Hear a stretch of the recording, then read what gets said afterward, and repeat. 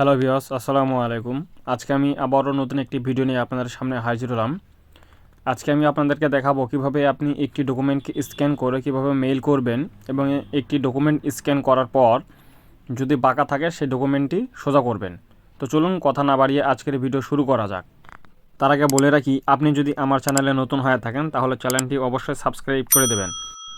আরেকটি কথা আগে থেকে বলে রাখি, ভিডিওটি না কেটে সম্পূর্ণ ভিডিওটি দেখবেন, তাহলে আপনারা অনেক কিছু শিখতে পারবেন।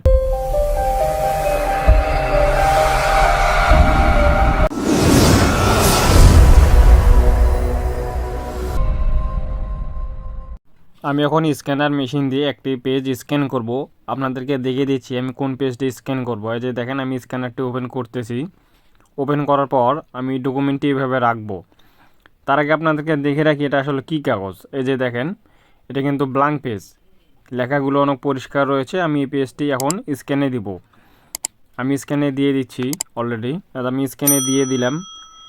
দিয়ে দেওয়ার পর আপনার উপরে যে ঢাকনাটি রয়েছে সেটা একটু সুন্দরভাবে লাগিয়ে দিবেন। এটা অনেক সময় দেখা যায় একটু উঁচা নিচে থাকলে স্ক্যান করতে একটু কালচা টাইপ দেখা যায় আর কি। আমি এখন কম্পিউটারে চলে আসলাম। আসার পর ফটোশপটি ওপেন করে নিব। ওপেন করে নেওয়ার পর আমি এখন স্ক্যান করব। যেটা আমি স্ক্যানারে বসালাম সেটা আমি স্ক্যান করব। এখন আমি ফাইলে চলে যাব। ফাইলে চলে যাওয়ার পর একটু নিচে যাবেন, দেখবেন লেখা আছে ইম্পোর্ট। এই যে দেখেন নিচের দিকে লেখা আছে ইম্পোর্ট। ইম্পোর্টে গিয়ে আপনি ওখানে অনেকগুলো অপশন পাবেন। কম্পিউটারে যে কয়টি স্ক্যানার থাকবে সে কয়টি স্ক্যানার এখানে শো করবে। এই যে দেখেন, আমার স্ক্যানার হচ্ছে ক্যানন স্ক্যান LID 300। আমি এখন এটা দিয়ে স্ক্যান করব। আমি ওটাতে ক্লিক করব। এই যে দেখেন, আমি ক্লিক করলাম। ক্লিক করার পর এখানে একটি সুন্দরভাবে একটি অপশন আসবে। এরকম ইন্টারফেস চলে আসার পর এই যে দেখেন ডান পাশে উপরের দিকে লেখা আছে ফটো কালার। এখানে ক্লিক করবেন। ক্লিক করার পর এখানে কয়েকটি 3-4টা অপশন পাবেন। এই অপশন থেকে আপনি ডকুমেন্ট মোডেও স্ক্যান করতে পারেন, ফটো স্ক্যান করতে পারবেন। এখানে আমি ফটো কালার দিয়ে স্ক্যান করব। এটা আমি ডকুমেন্ট না দিয়ে ফটো কালার দিয়ে দিচ্ছি। দেওয়ার পর নিচে দেখবেন যে স্ক্যান লেখা আছে, খুব সুন্দরভাবে দেওয়া রয়েছে। আমি এখানে ক্লিক করব। ক্লিক করার পর এই যে দেখেন আমার ডকুমেন্টটি স্ক্যান নেওয়া শুরু করেছে। একটু সময় নেবে, আমি যেহেতু স্ক্যান করিনি এজন্য একটু সময় নিচ্ছে। আমি যদি 2-4টা স্ক্যান আগে করে নিতাম তাহলে এটা তাড়াতাড়ি হইতো। এজন্য একটু লোড নিচ্ছে প্রথম স্ক্যান। এই যে দেখেন আমার ডকুমেন্টটি স্ক্যান হওয়া শুরু করেছে। স্ক্যান হওয়া পর্যন্ত আমি অপেক্ষা করব। এই যে দেখেন ডকুমেন্টটি স্ক্যান হয়ে গিয়েছে। এটি কিন্তু A4 সাইজে রয়েছে। ডকুমেন্টটি যখন স্ক্যান হয়ে যাবে, স্ক্যান হওয়ার পর দেখবেন একটু আঁকা বাঁকা থাকবে। সোজা করে রাখার পরে একটু বাঁকা থাকেই। আমি ডকুমেন্টটি এখন সুন্দর করে সোজা করে নেব। এর জন্য আমি সিলেকশন টুলের উপর ক্লিক করে সম্পূর্ণটা সিলেক্ট করে নেব। নেওয়ার পর একটু ঘুরিয়ে নেব, নিয়ে সোজা করে নেব। এটা বাঁকা থাকলে একটু সমস্যা হতে পারে, এজন্য আমি এটি সোজা করে নিচ্ছি। এই যে দেখেন আমার ডকুমেন্টটি সোজা হয়ে গিয়েছে। এখন আমি যেটুকু অংশ ডকুমেন্ট রয়েছে সেটুকু অংশটি আমি ক্রপ করে নিয়ে কেটে নেব। আমি সিলেক্ট করে নেওয়ার পর ইমেজে যাওয়ার পরে ক্রপ টুলে ক্লিক করার সাথে যেটুকু ডকুমেন্টটি রয়েছে সেটুকু সিলেক্ট হয়ে গিয়েছে। এখন আমি এটার একটু কালার বাড়িয়ে নিব। Ctrl L চাপার পর এই যে দেখেন এরকম অপশন আসবে। আসার পরে যে 3 নম্বর যে অপশনটি দেখছেন কলমটি, এখানে ক্লিক করবেন। ক্লিক করার পর আপনার ডকুমেন্টের উপর ক্লিক করবেন, একটু সাদা হয়ে যাবে। যাওয়ার পর ইমেজে যাবেন, তারপরে অ্যাডজাস্টমেন্টে এখানে চলে যাবেন। যাওয়ার পর ব্রাইটনেস অ্যান্ড কন্ট্রাক্ট, হালকা একটু ব্রাইটনেস বাড়িয়ে দিবেন। এর একটু কন্ট্রাক্টটি বাড়িয়ে দিচ্ছি। এই যে দেখেন হালকা একটু কন্ট্রাক্ট বাড়িয়ে দেওয়ার পর ওকেতে ক্লিক করবেন। ক্লিক করার পর যে অনেক পরিষ্কার হয়ে গিয়েছে। দেখেন আমার স্ক্যান করার কাজটি এখন শেষ। আমি এখন ফাইলটি সেভ করব। এজন্য আমি ফাইলে যাব। যাওয়ার পর সেভ এস, এই যে দেখেন সেভ এস নামে একটি অপশন পাবেন। সেভ এসে ক্লিক করবেন। ক্লিক করার পর এরকম ইন্টারফেস আসবে। আপনি ডেস্কটপে ফাইলটি সেভ করবেন। এই যে কোনো ইমেজ যদি আপনি সেভ করেন অবশ্যই JPG ফরম্যাট দিয়ে সেভ করবেন। আমি এটাই লিখে দিলাম ওয়েলকাম ডি। আমি যে কোনো একটি নাম দিয়ে সেভ দিয়ে দেব। সেভ দিয়ে এখানে রেজুলেশনটি হাই করে দেব। দেওয়ার পর ওকে এতে প্রেস করে এটা আমি এখন কেটে দিচ্ছি। এটা আমার এখন দরকার নেই। আমি এখন এই ফাইলটি মেইল করব। এই যে দেখেন ডেস্কটপ আমি ফাইলটি সেভ করে নিয়েছি। এটা আমি এতক্ষণ স্ক্যান করলাম। এখন আমি জিমেইলে যাব।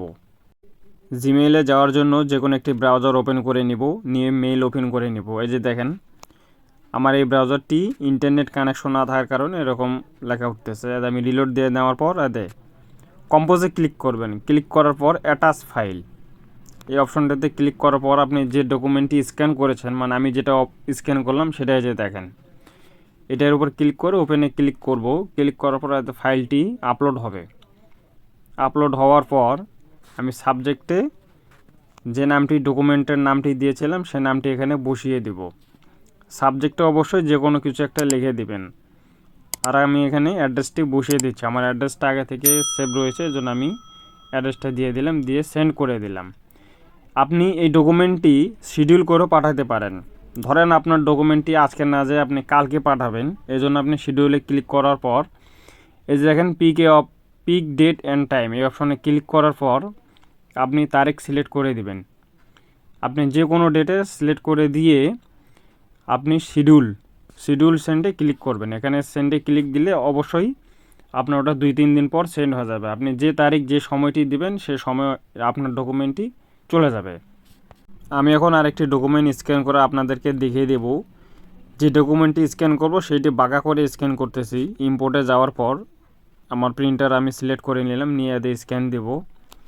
স্ক্যান হওয়ার পর দেখবেন আমি যে ডকুমেন্টটি স্ক্যান করেছি সেটি বাঁকা অবস্থায় থাকবে। সেটাকে আমি কিভাবে সোজা করব সেটা আপনাদেরকে দেখিয়ে দেব। এই যে দেখেন আমি যে ডকুমেন্টটি স্ক্যান করেছি সেটা কিন্তু বাঁকা রয়েছে। আপনি যদি এনআইডি কার্ডও এইভাবে স্ক্যান করেন, এরকম যদি বাঁকা থাকে, এটাকে আপনি কিভাবে সোজা করবেন সেটা আমি আপনাদেরকে দেখিয়ে দিচ্ছি।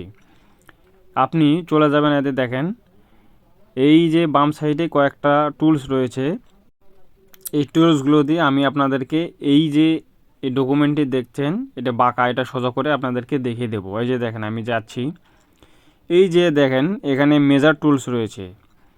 এই কলমের উপর ক্লিক করার পর দেখবেন মেজার টুলস রয়েছে, এই নামে একটি অপশন পাবেন। এই যে দেখেন মেজার টুলস, এটা ফটোশপ সিএস, আমি ফটোশপ সিএস দিয়ে আপনাদেরকে কাজ করে দেখিয়ে দিচ্ছি। মেজার টুলসে ক্লিক করার পর আপনার ডকুমেন্টের এক কর্নার থেকে চেপে ধরবেন, চেপে ধরে শেষ প্রান্ত নিয়ে যাবেন। নিয়ে যাওয়ার পর এভাবে ছেড়ে দেবেন। ছেড়ে দেওয়ার পর এখন কাজ হলো ইমেজে যাওয়ার পর রোটেট ক্যানভাসে ক্লিক করবেন। ক্লিক করার পর এই অপশনটাতে ক্লিক করবেন। ক্লিক করার পর এখানে যা থাকবে তাই থাকবে। ওকেতে ক্লিক করার পর এই যে দেখেন আপনি যে ডকুমেন্টটি স্ক্যান করেছেন সেটা কিন্তু সোজা হয়ে গিয়েছে, একদম সমান। এখন আমি এই ডকুমেন্টটিকে ক্রপ টুলসের উপর ক্লিক করব।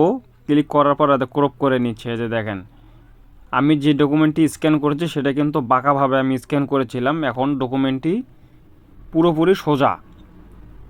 এভাবে আপনি এনআইডি কার্ড যদি স্ক্যান করে থাকেন, এনআইডি কার্ড যদি বাঁকা থাকে, তাহলে খুব সহজে আপনি এই টুলসের মাধ্যমে আপনার এই ডকুমেন্টটিকে সোজা করতে পারবেন। এই যে দেখেন আমি কালার একটু বাড়িয়ে নিচ্ছি। আমি যে ডকুমেন্টটি স্ক্যান করেছিলাম সেটার কালারটি বাড়িয়ে নিব। বাড়িয়ে নেওয়ার পর সম্পূর্ণ কাজ শেষ হয়ে গেলে আমি ফাইলটিকেও সেভ করে নিব। যেভাবে সেভ করার অপশনটি দেখিয়ে দিয়েছিলাম সেভাবে সেভ করে নেবেন। আমি ফাইলটিকে এখন প্রিন্ট করব, এই জন্য আমি ফাইল থেকে নতুন একটি পেজ নিয়ে নিলাম। নিয়ে ডকুমেন্টের উপর ক্লিক করে চেপে ধরে এই যে দেখেন সাদা ব্ল্যাঙ্ক অপশনে ছেড়ে দিলাম। এখন আমি এটাকে আরেকটি কপি করব, কন্ট্রোল আল্টার ধরে কপি করে নিলাম। নেওয়ার পরে দুটোকে অ্যাডজাস্ট করে নেব, মানে সিলেক্ট করে নেব। এই জন্য আমি কন্ট্রোল ই প্রেস করার পর দুটো সিলেক্ট হয়ে যাবে। তারপরে যে দেখেন এভাবে কন্ট্রোল আল্টার ধরে কপি করবেন। এভাবে আপনি যে কোনো ডকুমেন্ট স্ক্যান করার পর খুব সহজেই ডকুমেন্টটিকে সোজা করে প্রিন্ট করতে পারবেন। এনআইডি কার্ড হোক অথবা অন্য অন্য কাগজ, অনেক সময় জরুরি কিছু কাগজপত্র থাকে যেগুলো আপনারা স্ক্যান করলে অনেক সময় বাঁকা আসে। যদি বাঁকা আসে তাহলে আপনি এভাবে খুব সহজেই যে কোনো ডকুমেন্টটিকে সোজা করে নিয়ে প্রিন্ট করতে পারবেন। তো আজকের এই ছিল মূল ভিডিও। সম্পূর্ণ ভিডিওটি দেখার জন্য আপনাদেরকে ধন্যবাদ।